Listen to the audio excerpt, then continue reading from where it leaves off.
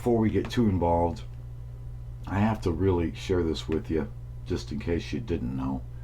But if you're going to start scratch building and you want accuracy, you're just going to have to get yourself a good caliper. And the Mitutoyo is a very, very good caliper. Does it cost a little bit? You better believe it does. But it's very accurate. And these steel jaws are smooth as glass and give you an accurate measurement.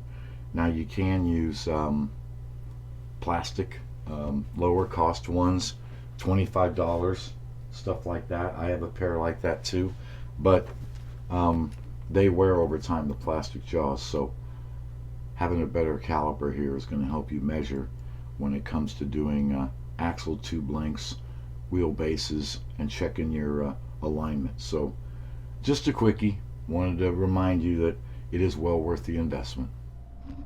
Okay, welcome back, home racing fans. We're going to talk a little bit about assembly here, and a lot of folks ask, what's the first thing you do? Well, for me, it's kind of like playing chess in reverse. You know the end result, but how do you get there?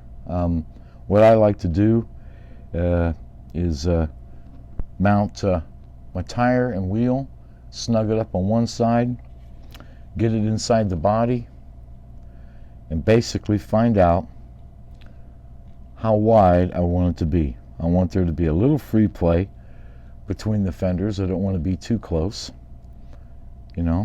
so I'll get it just like that, and then I'll tighten down this side right here, and we can get a measurement. But that's what I usually do. So right about there, that's pretty good. So I'll tighten it down, and we'll talk about why I'm doing this. Okay, so I tightened it. You can adjust a little bit, just don't tighten it too tight.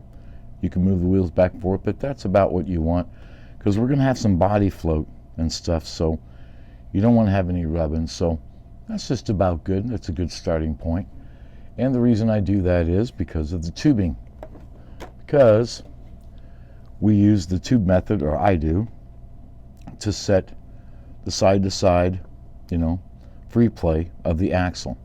So now, because I've set this, I can easily peel the tires off, and now you can sit and you can measure the distance between here, and you can find out how long you have to cut your tubing. So that's why I do that, because once this is cut and we test it, the rest of the chassis just comes into place.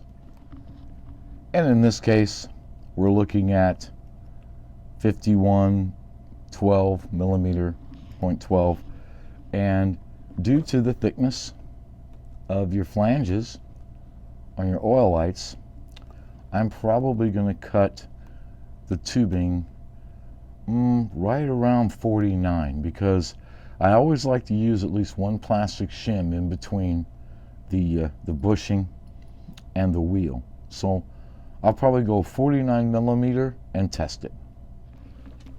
Okay, now that we've done the rear, we can do the front. Now you might think that, it's almost always the same as the rear, and in some cases it is, but it depends on the body style. Sometimes you don't have the room that you do up front that you had in the rear, so you want to check it anyway. So this is pretty good. It's exactly what it was for the rear. Looks like we have plenty of room, especially whenever I get rid of these fender wells right here. They're going to have to go, because I want to make sure we have plenty of clearance. So looking good. Like I said, I'll remeasure this, and then I can use that to cut my my square tubing here for the front axle. As far as cutting the tubing is concerned, one little tool from Harbor Freight, these little mini cutoff saws, they do a great job. They don't always cut perfectly true. Let's face it, it's just a simple cutoff saw, but it can get the job done. You can use a Dremel, but normally I just like using this saw. It'll get the job done.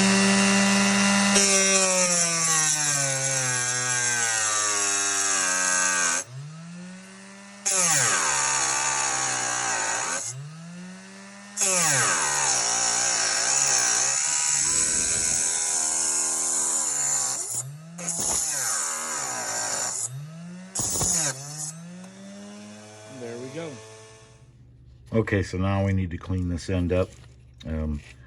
I like using old X-Acto blade like this, and that makes it easy. Just go on the inside and deburr it. You'll see some material come off. That's nice and clean. As far as the outside is concerned, just a good old-fashioned sandpaper.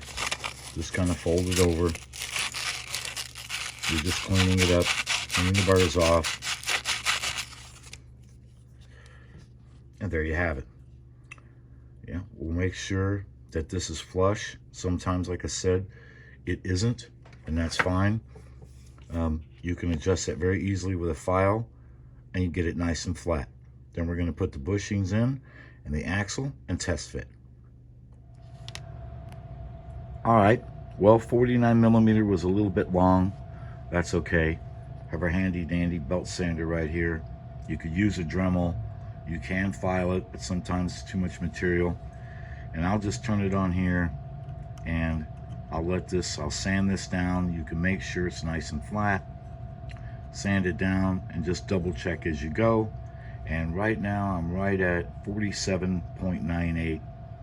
So 48mm. Now we'll test. Okay, I've assembled it. Got it against each bushing here, as you can see. And it rotates very easily. That's what you want.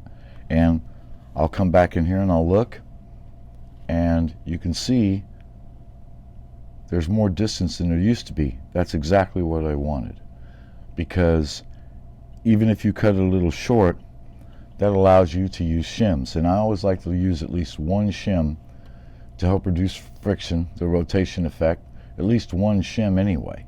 So now, given it's the correct bore, Slot Car Corner makes these shims all different thicknesses, and now you can shim each side and you can alleviate this excess to where you're comfortable with it.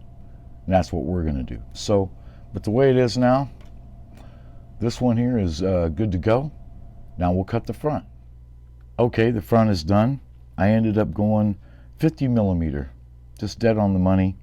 And as you can see, sitting in here, I still have plenty of clearance, right?